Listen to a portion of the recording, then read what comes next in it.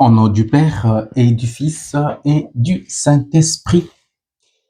Bien-aimés, nous sommes là pour notre café spirituel, notre rendez-vous spirituel. Donc, nous vous souhaitons à tous et à toutes la bienvenue. Le thème qui nous réunit ce soir se présente comme suit: l'importance de développer un art dans la gestion des émotions. Chers amis, nous allons aujourd'hui voir euh, comment développer un art pour que nous puissions gérer bien nos émotions. Soyons attentifs parce que cet art, c'est un art vital.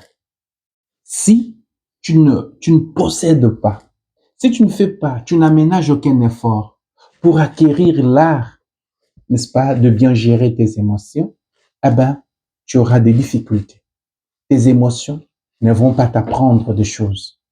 À travers des émotions, nous apprenons beaucoup de choses. À travers nos émotions, nous nous connaissons nous-mêmes. À travers nos émotions, nous apprenons également à écouter les autres. Écoutez, quand tu parles à partir de ton cœur, n'est-ce pas que tu es mieux compris par les autres? Les autres nous comprennent mieux quand nous parlons à partir de notre émotion, quand nous parlons à partir de notre cœur. Voilà pourquoi il y a toute une intelligence qui se cache derrière chaque émotion.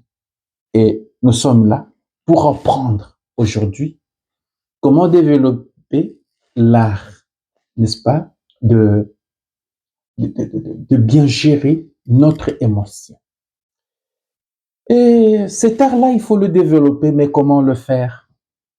Gérer ses émotions, c'est véritablement apprendre à naviguer dans les eaux tumultueuses de son monde intérieur. Notre monde intérieur, c'est un monde qui cache beaucoup de mystères, beaucoup de secrets sont cachés dans notre monde intérieur. L'art d'apprendre de nos émotions, c'est justement l'art qui consiste à nous plonger au-dedans de nous-mêmes, à nous plonger sur ce qui se passe dans notre intérieur, dans notre cœur, pour que nous puissions apprendre. Frères et sœurs, la connaissance que nous avons de nous-mêmes peut être une connaissance superficielle, une connaissance des facettes extérieures. Nous sommes plus que ce qui apparaît à l'extérieur. Ce qui apparaît à l'extérieur a son origine à notre intérieur.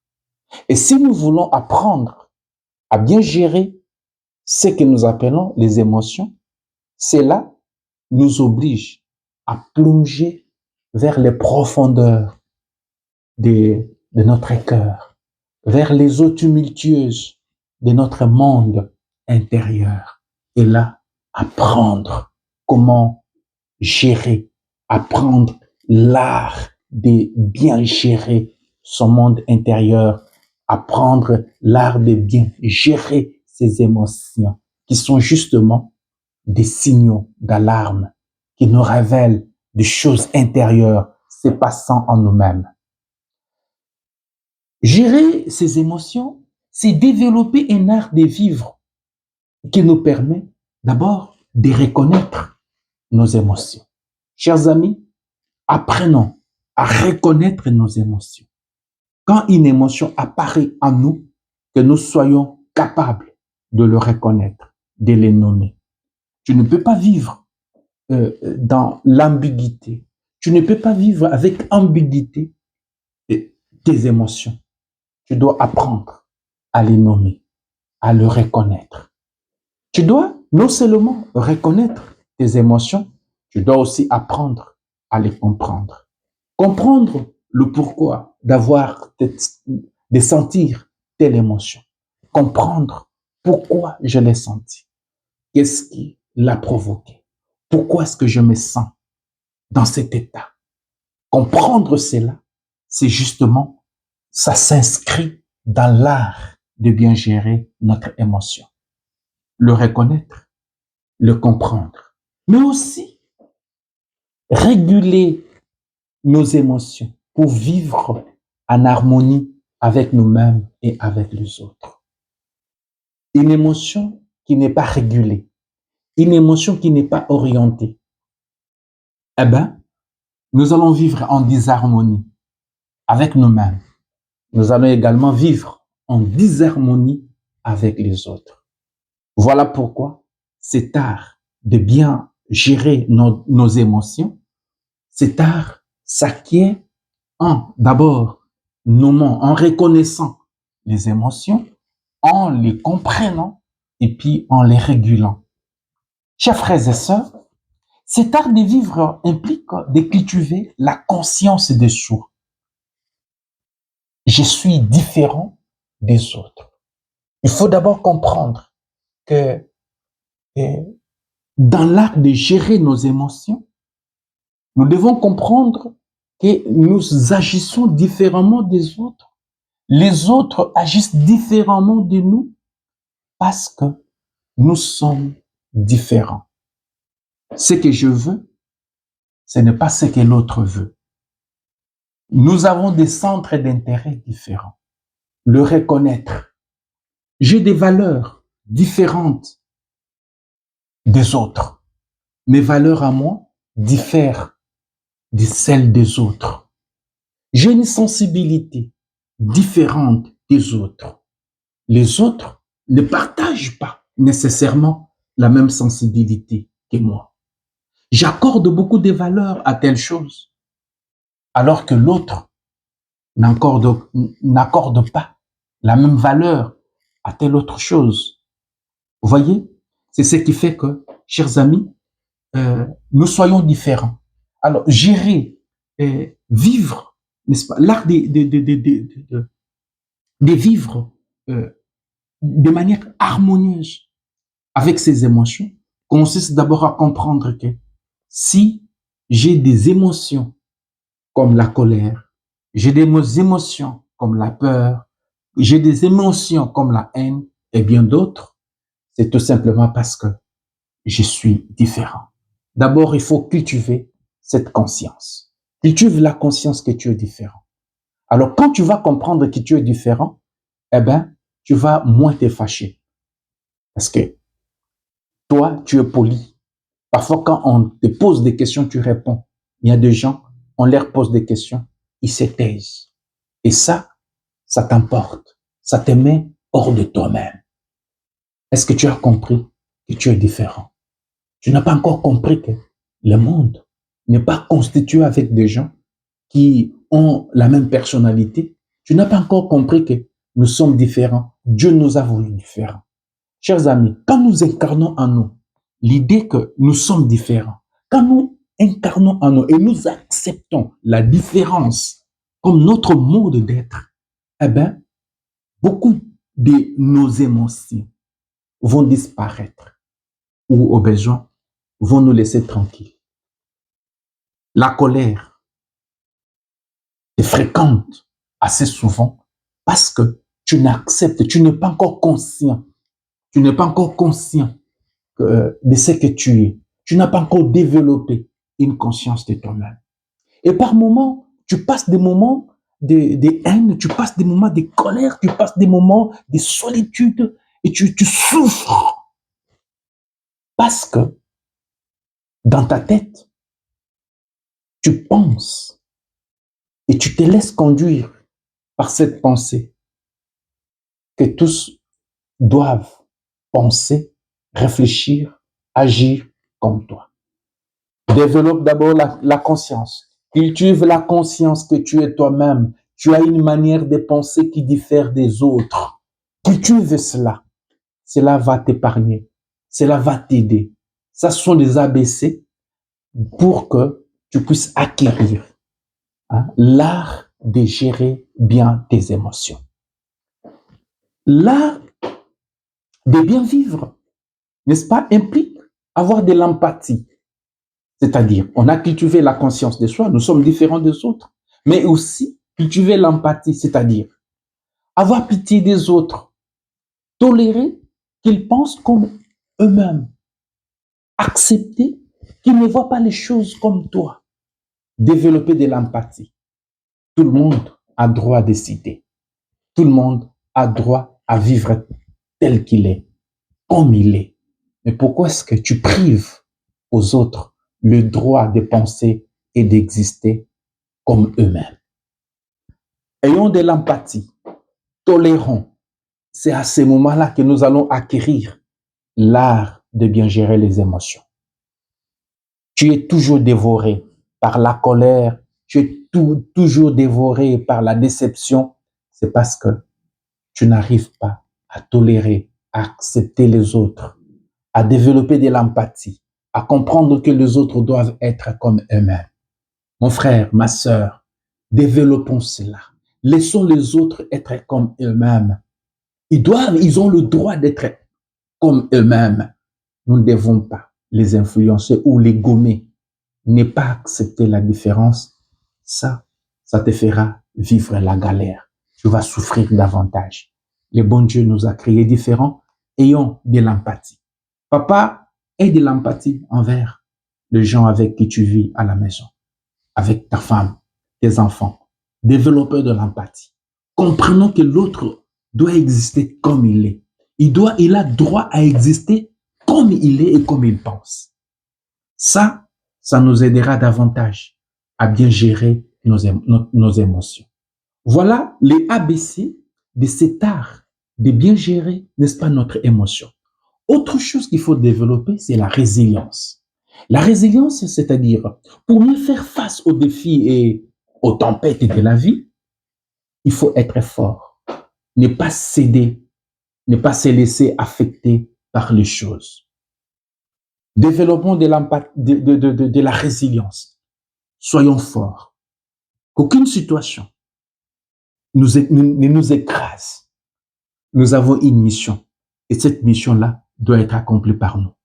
Si tu abandonnes, si tu n'es pas résilient, si tu n'es pas fort, tu vas tout abandonner. Tu vas déprimer. Relève ta tête. Il y a des moments où nous devons endurcir notre visage. Jésus a endurci son visage quand il a affronté sa mort. Effectivement, chers amis, devenons des gens déterminés, des gens forts, des gens qui ne cèdent pas. Surtout quand nous avons une idée claire de notre propre mission, de notre propre réalisation. Les gens sont là pour nous combattre, mais nous sommes là pour que nous puissions réaliser c'est pourquoi nous avons été créés, c'est pourquoi nous vivons. Alors soyons résilients, soyons forts. Chers frères et sœurs, nous serons combattus. Si toi, tu ne fais que céder, c'est-à-dire les gens te disent céder, hein, enlève-toi de là et que moi je me mette. Et toi, tu entres dans cette logique-là. Tu ne fais que laisser l'espace aux autres. Et toi, tu ne vas pas vivre, tu ne vas pas occuper un espace. Le Seigneur t'a concédé, t'a conféré un espace de vie. Tu dois protéger cet espace. La terre que le Christ, que le Créateur donne à Israël, cette terre devait être protégée. Ainsi, il en est de même pour nous. Dans l'art de bien gérer nos émotions, il faut protéger ce que nous sommes, notre identité, ce qui fait que nous soyons nous, notre unicité. Protégeons cela. Ça va nous aider à bien gérer nos émotions. Alors, cesse de pleurer. Ce que tu vis, sois résilient, soulève la tête. Les difficultés, on les aura toujours. Voilà pourquoi, pour ne pas nous tromper, Jésus, qui est au centre de notre méditation dans l'Église, c'est un Jésus présenté dans toutes ses facettes, dans sa naissance, dans sa vie cachée, dans sa vie publique, dans sa vie de la crucifixion. On n'a pas peur de nous montrer l'aspect des souffrances de Jésus. Être croyant, on nous montre cela. Il y a des moments où nous sommes cachés. Toi qui vis dans l'âge, dans l'enfance, dans l'âge caché de Jésus, peut-être tu as des talents, mais jusque-là, personne ne le voit parce que tu es encore dans l'âge caché. Sois résilient. Continue. Le Christ nous invite à vivre toutes les facettes de la vie, à le vivre dans la foi, à le vivre dans la détermination, à le vivre dans la résilience. Chers amis, soyons résilients dans la gestion, dans l'art de gérer nos émotions. C'est tellement important acquérir cet art pour que, ensemble, vous et moi, nous gérions bien nos émotions.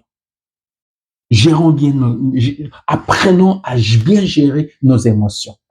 En maîtrisant, bien aimé, cet art, nous pouvons transformer nos émotions en force motrice plutôt que de nous laisser emporter par elles. Quand nous avons cet art, les émotions que nous ressentons, nous pouvons les transformer. Justement, ça devient des forces qui nous transforment, des forces qui nous propulsent, des tremplins qui nous renvoient vers les hauts. Nous avons des difficultés et ces difficultés nous aident à nous travailler et nous devenons des hommes à calibre, de qualité. Pourquoi? Parce que nous savons nous travailler. La douleur, tous nous sentons la douleur. Il y en a qui sentent la douleur et se laissent abattre par la douleur. Mais nous avons la capacité, je voudrais te dire à toi, mon frère, ma soeur, tu as la capacité de transformer ta douleur en ta force. Ta force est cachée derrière ta douleur. Quand une femme va mettre au monde, elle sent de la douleur. Elle est résiliente. Elle tient parce qu'elle sait que derrière cette douleur, il y a un bonheur inédit qui l'attend. Et quand elle met au monde, cette douleur, du coup, disparaît. L'enfant qui sera mis sur sa poitrine sera sa joie.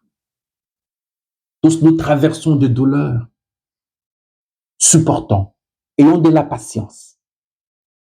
Quand nous souffrons, c'est le moment de nous travailler. C'est le moment de nous dire, nous n'allons pas céder. Dieu nous forme à travers les douleurs. Les serviteurs souffrants, le Fils de Dieu, il a appris l'obéissance par la douleur. Chers amis, c'est dans cet art que nous devenons nous-mêmes. Je voudrais te dire, toi par moment qui penses que le christianisme, c'est une religion qui nous rend des enfants. Parce qu'à chaque moment, nous ne voulons pas, c'est vrai, nous ne souhaitons pas la douleur. Je ne vous souhaite pas la douleur. Mais là, la vie ne nous épargne pas quant à ça.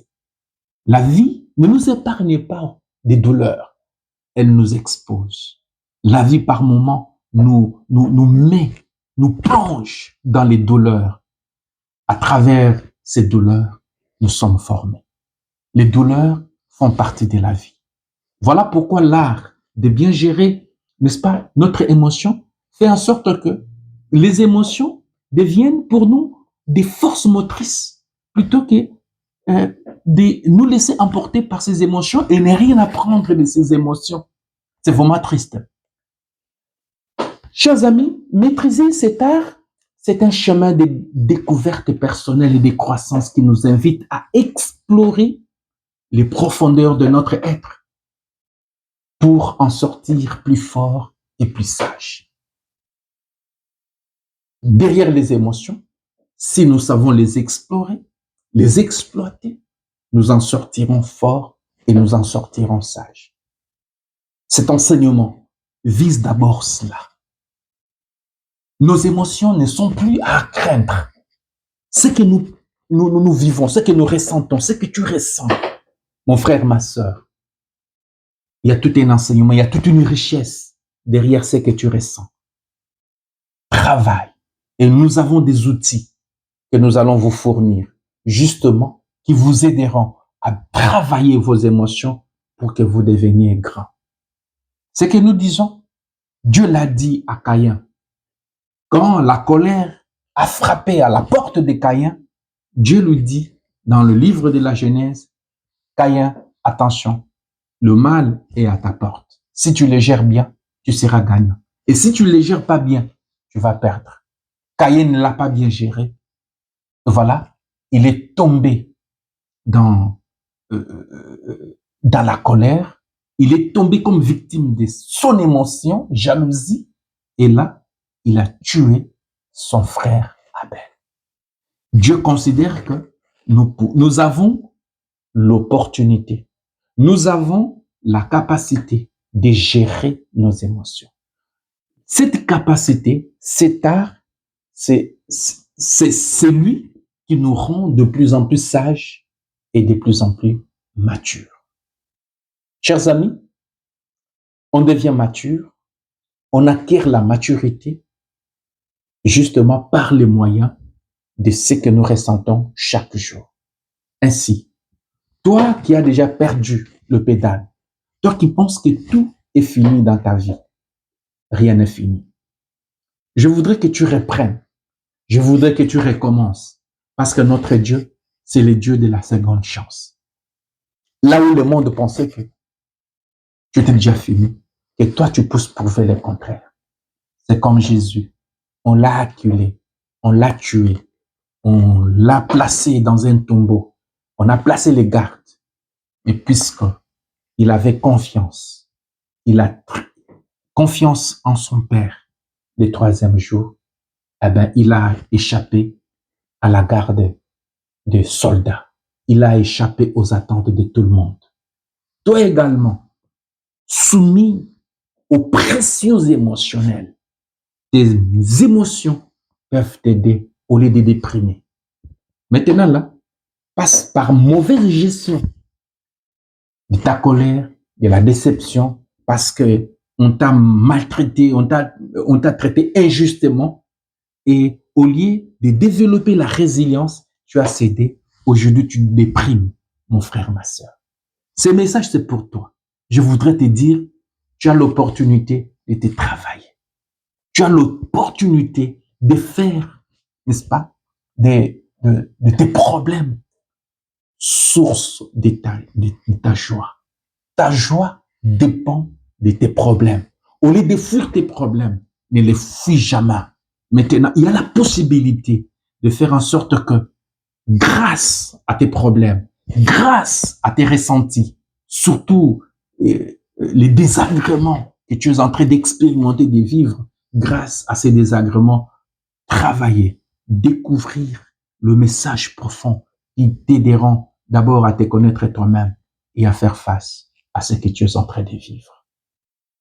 Chers amis, ainsi, face à un événement, il est nécessaire de prendre du recul et de se poser les bonnes questions. Quand tu es devant un événement, prenons toujours notre recul et posons-nous de bonnes questions. Est-ce que cela me concerne vraiment? Quand nous sommes devant une provocation, quand nous sommes devant quelque chose à vocation à nous déranger, à nous altérer, quelqu'un qui te provoque, ou parfois tu es devant quelque chose, quelqu'un qui pense d'une manière qui te pousse à réagir de manière violente. Avant de réagir, quand tu ressens ce que tu ressens là, quand tu ressens ton émotion, pose toujours, prends un peu du recul. Est-ce cela me concerne vraiment? Ça vaut la peine de répondre. Ce qu'il dit, ce qu'il fait, ça te concerne. Par moment, tu réagis à des choses basiquement qui ne te concernent pas. Parfois, tu te mets toi-même dans l'impasse alors que tu pourrais bien l'éviter parce qu'on dit des choses qui ne te concernent pas et tu te mets toi-même. Est-ce que cela affecte mon entourage ou moi-même? Ces propos ont-ils un impact direct sur moi-même ou sur mon entourage? Avant de réagir, avant de te mettre, d'affronter quelqu'un, pose-toi des questions. Cela a de l'impact sur moi? Cela a de l'impact sur mon entourage? Quelles seront les conséquences de ma réaction? Est-ce que ma réaction va changer les choses? Quelqu'un qui va critiquer, il va dire les Balouba sont comme ça, il va dire que les Congolais sont comme ça, il va dire les Bangalas sont comme ça. Si tu réagis brutalement, tu penses qu'à partir de ta réponse, tu vas enlever ce qu'ils pensent sur toi, sur ta tribu, sur ton peuple, sur ton pays.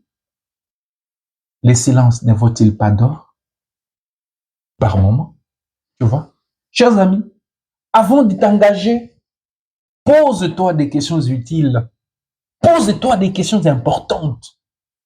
Il y a des choses qu'il faut tout simplement ignorer. Il y a aussi des personnes qu'il faut tout simplement ignorer. Des personnes qui sont de mauvais aloi. Ils disent des choses justement pour te mettre mal à l'aise. Mais pose-toi des questions. Est-ce que ça vaut la peine de me mettre mal à l'aise parce que lui dit, il le dit? Pourquoi accordes-tu de l'importance à quelqu'un qui ne l'a pas? Tout ça, chers amis, c'est dans l'art de bien gérer notre émotion. Quelles sont les conséquences de ma réaction?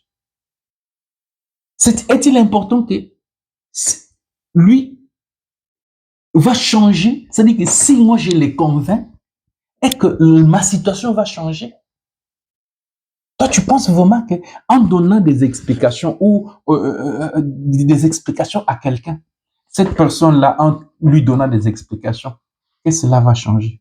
Est-ce que tu vas changer son point de vue? Comment cela va-t-il impacter mon bien-être et ma vie? Est-ce que mon bien-être dépend de ce qu'il pense au point que je ne réagis pas? Hein? Au point que si je ne réagis pas, je suis foutu? Est-il important pour ma survie? Ne puisse pas? Est-ce que je ne peux pas l'ignorer? Il y a des gens. Quelqu'un que tu as rencontré dans le transport, il parle mal, par exemple, de ton peuple. Il parle mal de ton pays. Il parle mal de ta tribu. Il parle mal de ton église. Toi, tu penses que si tu réagis, tu vas changer son point de vue. Il y a des choses pour lesquelles on pourrait bien s'épargner. Si on réfléchit, est-ce que ça vaut la peine de réagir?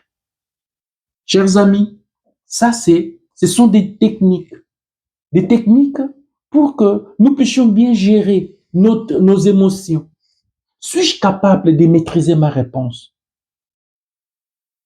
Quelqu'un qui est en train de parler et que toi, voilà, il y a des choses qui te dérangent. Tu es déjà mal à l'aise et tu veux réagir.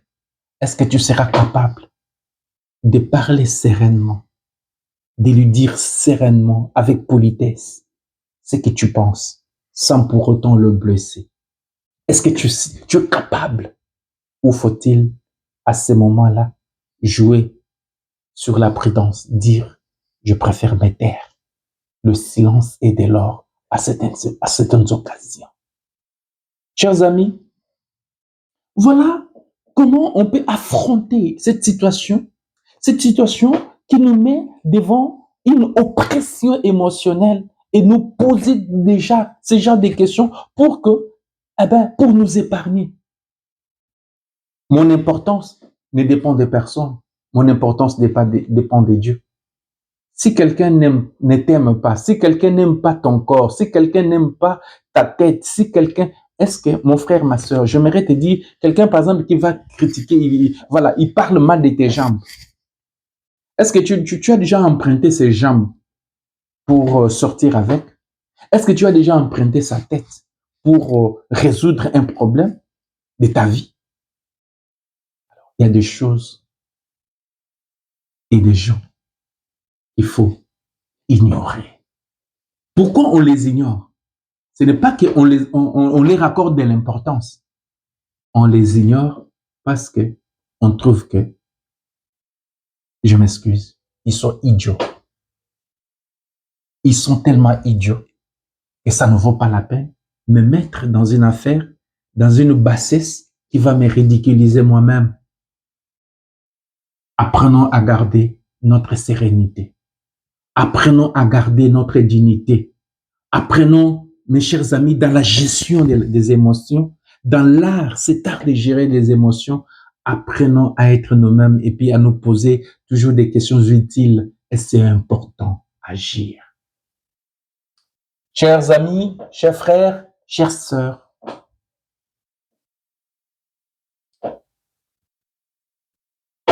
quel sens puis-je donner à cet événement en fonction de mes convictions et des valeurs que je défends? Vivons d'après les valeurs. Nous avons des valeurs que nous défendons. Nous ne sommes pas comme tout le monde.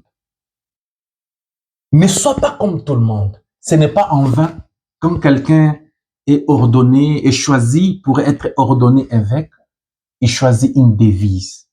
C'est-à-dire, je vis pour ça.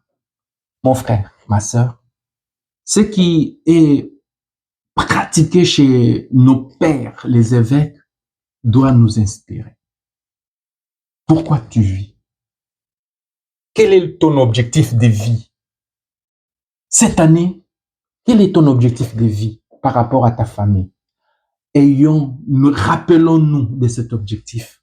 Au lieu de nous mettre dans des pétrins, au lieu de nous mettre dans des situations qui n'ont pas d'issue. Et nous nous sommes mis parce qu'on n'a pas réfléchi avant. Voilà, chers amis, autant de questions qu'il faut quand même se poser avant de s'engager émotionnellement, avant de prendre une décision, de s'engager émotionnellement. Bien-aimés dans le Seigneur, en réfléchissant sur ces questions, nous pouvons mieux comprendre l'impact et l'événement. L'impact, n'est-ce pas, de l'événement et choisir une réponse qui nous corresponde.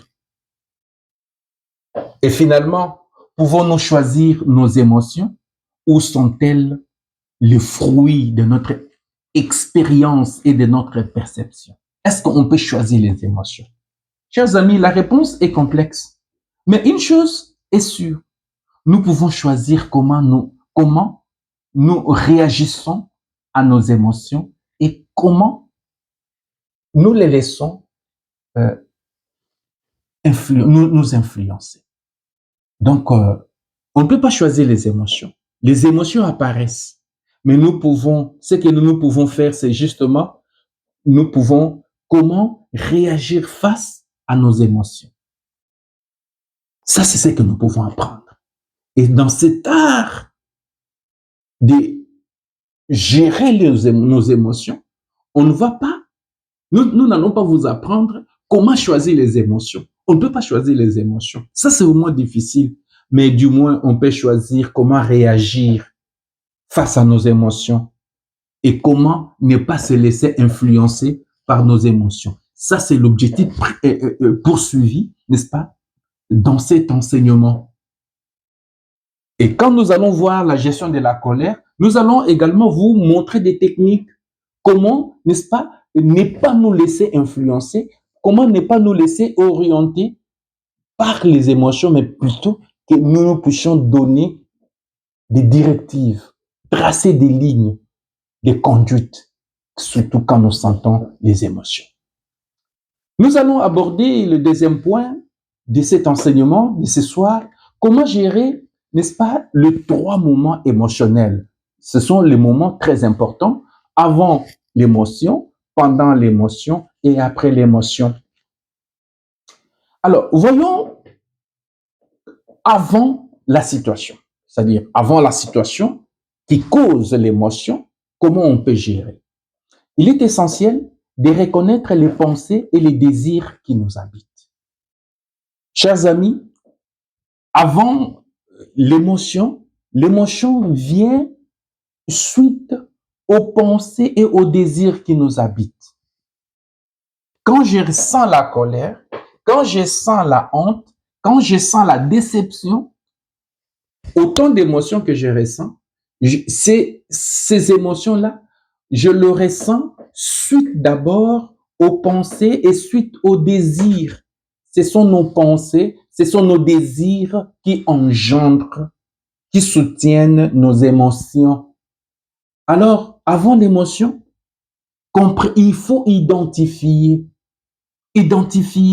ses pensées, nos pensées, identifier, n'est-ce pas, nos désirs.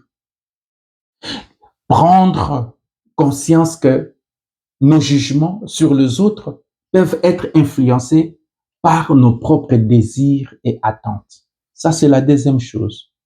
C'est-à-dire, il faut prendre conscience que nos jugements sur les autres, le jugement que nous portons sur les autres, ces jugements-là peuvent être influencés par nos propres désirs et par nos propres attentes. Quand nous désirons des choses, quand nous attendons des choses et que nous ne les obtenons pas, c'est-à-dire chez les autres, nous ne les obtenons pas chez les autres, la tendance, c'est de les culpabiliser et de porter des jugements négatifs aux autres. Parce qu'en fait, nous sentons que nous, nous sommes frustrés. Hein? Parce qu'en fait, nous sommes frustrés. Mais qu'est-ce qui nous a frustrés? À la base, ce sont nos désirs. À la base, ce sont nos pensées. Tu te mets en colère parce qu'il y a une pensée qui te fréquente. Tu te mets en colère parce qu'il y a un désir qui est frustré. Il faut savoir l'identifier. Il faut prendre conscience que ces jugements-là sur les autres, n'est-ce pas? C'est ce qui influence. Ces jugements-là sont influencés par tes propres désirs et par tes propres attentes. Nous allons expliquer ça concrètement par des exemples après. Et puis, il faut chercher à ajuster notre approche. Quand nous comprenons que ce que nous ressentons sur les autres, parfois ce n'est pas causé par eux. Oui, ils peuvent être des stimulus, comme nous l'avons vu dans les vidéos précédentes. Ils peuvent être des agents provocateurs. Mais ils ne sont pas le seul responsable. Nous aussi, de par nos pensées, de par nos attentes, nos désirs, nous collaborons, nous participons. Quand nos désirs, nos attentes ne sont pas satisfaits, cela peut engendrer des frustrations et déclencher des émotions en nous. Ça, c'est avant l'émotion. Alors, chers amis, nous sommes appelés à chercher à ajuster notre approche. Je vais donner maintenant des exemples, un exemple concret. Si nous considérons quelqu'un comme dur, comme impatient, indifférent, mauvais, injuste, tribaliste, raciste, au fond, c'est parce qu'il ne répond pas à nos attentes. Regarde bien, toutes les personnes que tu as placées dans ces étiquettes-là, que je viens à peine d'énumérer, si tu les as classifiées comme ça, c'est parce que ces gens-là, ils ne répondaient pas à tes attentes. Tu désirais quelque chose que tu n'as pas obtenu chez eux. Voilà, ne les ayant pas obtenus chez eux, du coup, tu les classes. Ils sont comme ça, ils sont comme ça, ils sont comme ça. Tu comprends? Chers amis, nous pensons que les autres sont mauvais. Ce n'est pas qu'ils nous ont fait du mal. Quelque part, ce sont nos attentes à nous frustrées. Et quand nous n'avons pas trouvé satisfaction à ces attentes, nous disons, ils sont comme ça, ils sont comme ça. J'ai besoin que quelqu'un me sourisse. J'ai besoin que quelqu'un soit mon ami, me comprenne. J'ai besoin que quelqu'un me défende alors que tout le monde me combat. Mais quand ce besoin-là ne trouve pas satisfaction chez une personne en qui je pense que oui, elle va me défendre, je serai en colère. Je serai insatisfait. Voilà pourquoi je vais lui coller une étiquette. Cette étiquette-là ne vient pas c'est vrai, ça peut venir de son comportement, de sa manière de réagir. Mais fondamentalement, cette étiquette-là vient du fait que nos attentes, les attentes placées en lui ou en elle, n'ont pas trouvé gain de cause, n'ont pas été assouvis, n'ont pas été satisfaits. Alors, chers amis, à chaque fois que moi, je donne des étiquettes aux gens, cela exprime tout simplement mes attentes non assouvies, mes attentes frustrées. Combien de fois n'avons-nous pas entendu de gens nous traiter de tout mot? Ça, c'est une expression. Ils n'ont pas trouvé en nous de la satisfaction à leurs attentes, la satisfaction à leur désir. Chers amis, ce sont nos attentes qui nous font voir que telle personne ou telle autre est comme nous le pensons, comme nous le décrivons. Pendant que nous sentons l'émotion, nous devons être rendus capables de comprendre notre part de responsabilité en ce que nous ressentons. Quand tu ressens cela, comprends cela. Donc, cet enseignement veut te rendre capable de comprendre d'abord que tes attentes sur une personne, tes attentes te font sentir ce que tu ressens. Ce que tu ressens, l'autre n'en est pas responsable à 100%. Il peut en être responsable à 50%. Mais aussi, tu collabores avec les 50 autres pourcents suite à tes attentes. Quand tu attends trop d'une personne, eh bien, tu seras toujours bouleversé, frustré émotionnellement. Nos attentes nous rendent des perdants. Nous sommes perdants suite, n'est-ce pas, à nos attentes.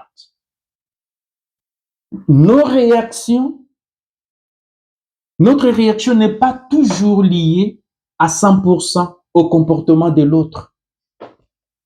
Elle est aussi liée à notre propre frustration.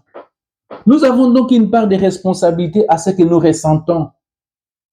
En comprenant cela, nous pouvons aborder la situation avec plus de calme et de respect, parce que nous savons que nous partageons 50-50 les parts de responsabilité. Donc, tu me trouves dur, c'est parce que tu trouves que je suis incapable de te satisfaire. Donc, c'est ton insatisfaction qui fait en sorte que tu me trouves dur. On a des parts de responsabilité. Alors, quand on réfléchit, on voit des choses de cette façon, ça nous aide à aborder l'autre d'une autre manière, à aborder l'autre avec respect. Chers amis, voyons maintenant comment on peut gérer l'émotion pendant la deuxième phase, pendant l'émotion, pendant que l'émotion est en train de sortir. Ici, il faut donc l'écoute. L'écoute est la clé de tout. En nous écoutant nous-mêmes et en écoutant les autres, nous pouvons identifier les émotions, nos émotions à temps réel et choisir comment y répondre. Cela nous permet d'agir avec respect et de manière constructive, même dans des situations difficiles. En étant conscients de nos émotions, nous pouvons mieux gérer nos réactions et maintenir une attitude positive.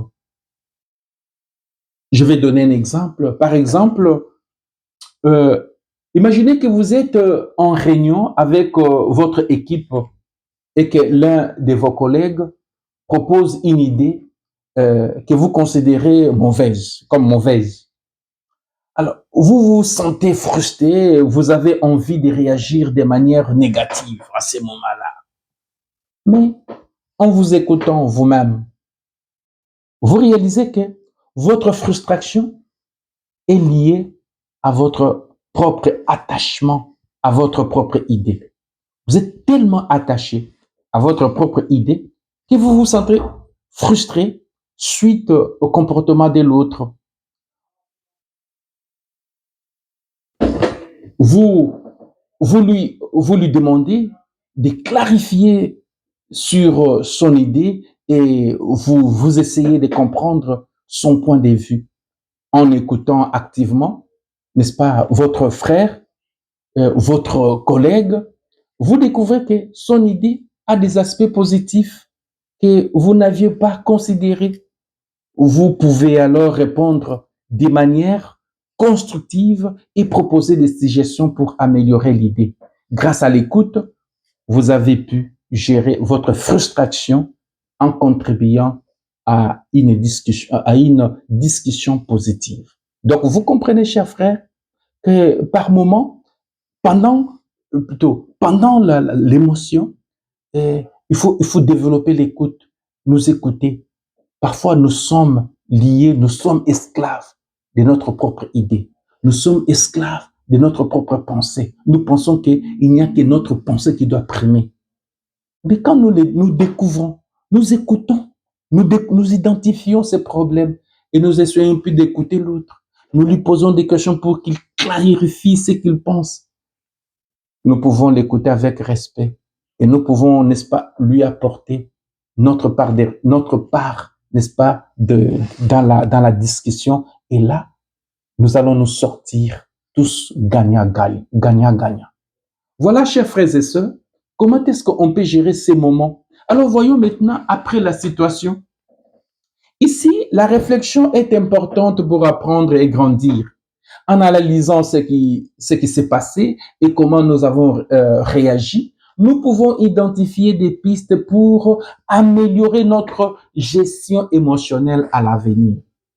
Donc, il y a moyen, après l'émotion, voir comment vous vous êtes comporté. Vous pouvez réfléchir après chaque émotion et là apprendre là où vous n'avez pas bien agi et puis à améliorer des techniques. Cela vous aide à ce que dans le futur, vous ne puissiez pas commettre les mêmes erreurs. Nous grandissons à travers nos expériences. Voilà ces 3 moments importants, chers amis, qui nous aideront dans la gestion de notre émotion avant la situation, pendant la situation et après la situation. Et nous voulons finir notre une longue introduction sur les émotions avant d'aborder la partie sur la colère, bien entendu. Que pouvons-nous retenir sur la maturité émotionnelle? Et là, aujourd'hui, nous allons finir cette introduction qui nous permet d'abord de situer la colère dans l'ensemble des émotions et qui va nous permettre effectivement à comprendre l'importance de la maturité pour gérer la colère, pour gérer toute émotion. Donc, nous souhaitons que à travers cet enseignement, le Seigneur nous rende capables de gérer toutes les émotions que nous ressentons, parce que ces émotions que nous ressentons cachent quelque chose, une mine d'or. Et cette mine d'or révèle ce que nous sommes, révèle nos frustrations, révèle notre passé. Et grâce à elle, nous pouvons alors nous connaître. Grâce à elle, nous pouvons nous travailler. Et grâce à elle, nous pouvons être différents. Voyez? Alors, voyons, que pouvons-nous retenir sur la maturité émotionnelle? La maturité émotionnelle, c'est un chemin de vie qui nous invite à explorer les profondeurs de notre âme. C'est un processus lent et patient qui nous demande de nous connaître nous-mêmes, de prendre conscience de nos émotions et de nos choix. C'est un voyage qui nous oblige à affronter notre passé, Dans la maturité émotionnelle, nous avons vu que chacun de nous agit suite à une valise invisible qu'il traîne derrière soi. Nous évaluons ce qui nous provoque, nos situations de vie, nous les évaluons partant de notre valise invisible que nous traînons. Alors, la maturité émotionnelle nous invite à revisiter, à réouvrir, à voir, à contrôler, à nous rendre compte de ce que nous portons dans notre bagage. Ta vie est pourrie parce que toi-même, tu vois des choses négativement. Ton histoire de vie ne te rend pas un bon service. Mais il faut d'abord être capable de pouvoir l'identifier. Pourquoi toi, tu ne vois que des choses en noir alors que tout le monde les voit en blanc?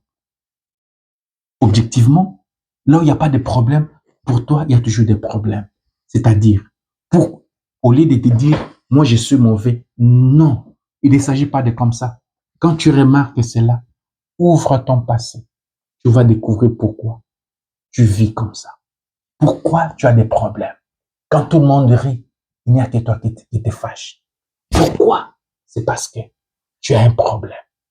Ces problèmes-là, grâce à ta colère, grâce à ton insatisfaction, tu peux ouvrir ton passé et là, commencer un travail.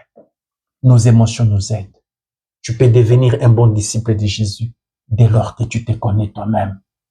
Chers amis, je disais que c'est un processus lent, un processus patient qui nous demande de nous connaître nous-mêmes, de prendre conscience de nos émotions, de prendre conscience de nos choix. C'est un voyage qui nous oblige à affronter notre passé. Il y a des réactions qui sont influencées par des blessures du passé, par notre histoire personnelle et par notre famille. Parfois, l'histoire de notre famille, c'est ce qui m'influence beaucoup.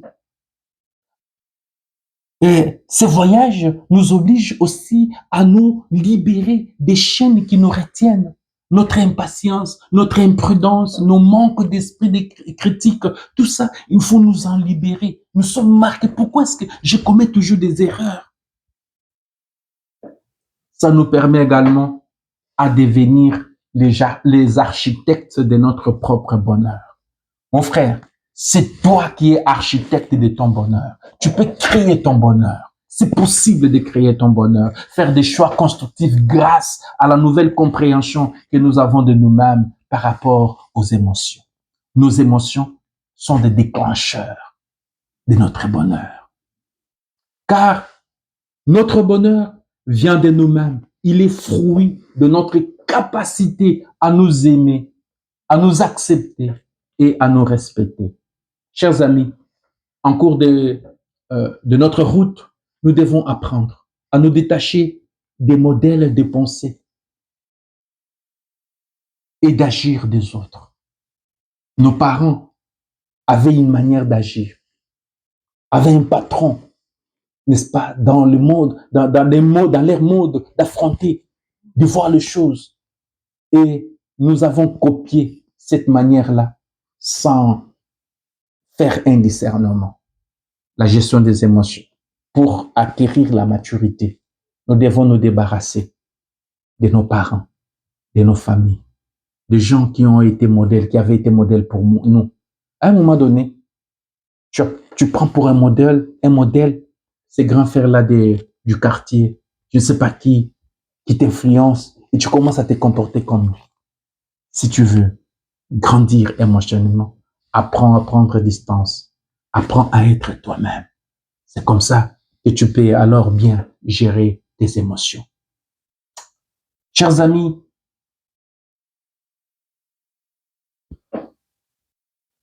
nous libérer, devenir les architectes de notre propre bonheur, faire des choix constructifs grâce à la nouvelle compréhension que nous avons de nous-mêmes et sur nos émotions. Car notre bonheur, n'est-ce pas, vient de nous-mêmes. Il est le fruit de notre capacité à nous aimer et à nous accepter et à nous respecter.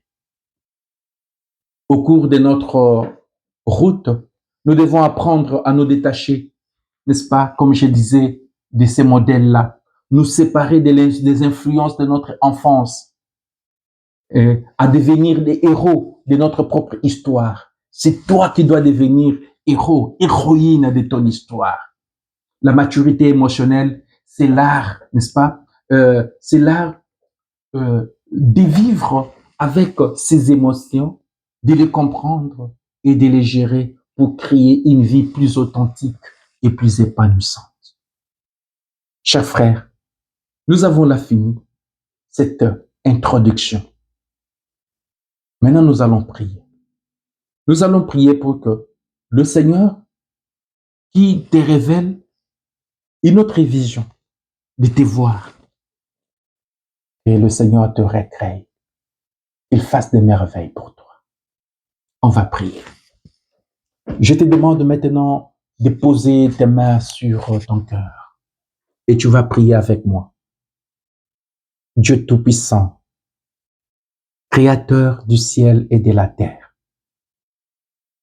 merci Seigneur pour cet instant, pour l'aujourd'hui de ma vie. Prends ton temps d'accepter ce que tu es, tes émotions, ce que tu ressens, les défis de ta vie. Accepte-les.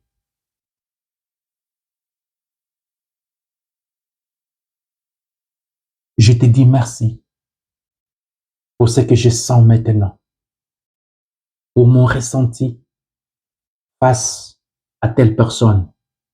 Tu peux nommer cette personne.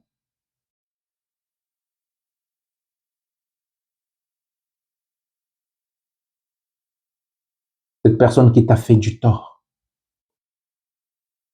Essaie de voir tout le moment que tu as passé avec la personne et la blessure qu'elle t'a causée.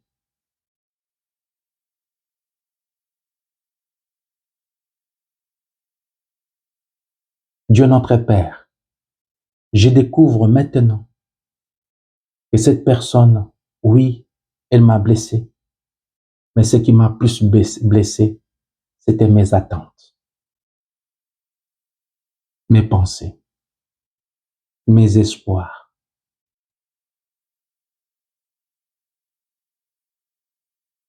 Ça, c'est ma responsabilité. Je sens ce que je sens parce que j'ai eu des attentes. Prie pour cela, mon frère, ma sœur.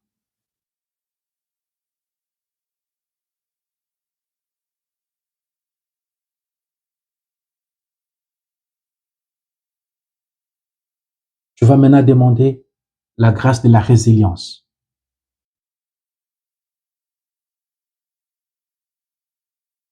Seigneur, rends-moi résilient, rends-moi fort.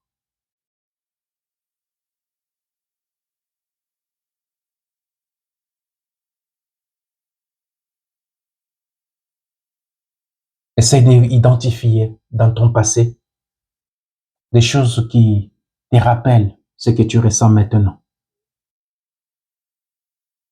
Peut-être que ce que tu es en train de vivre, ce n'est que une résurrection d'une blessure antérieure.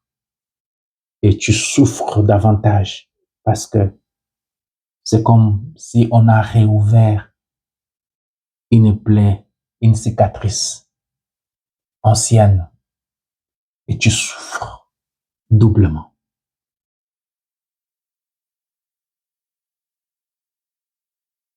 Demande à Jésus, le ressuscité. C'est lui qui apparaît avec tes blessures. Dis-lui, Seigneur, quel était ton secret pour que tes blessures cicatrisent? Donne-moi ce secret. Je voudrais aussi que mes cicatrices, mes plaies se cicatrisent et que je puisse parler de toi, de l'amour, du pardon. Je voudrais me travailler. Je voudrais être fort. Je voudrais, Seigneur notre Dieu, me travailler. C'est possible, Seigneur. C'est possible, Seigneur.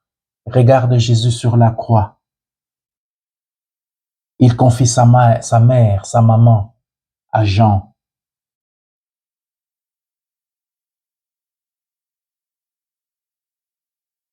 Confie aussi tes besoins à Jésus. J'impose ma main maintenant sur toi, mon frère, ma sœur, et je te bénis.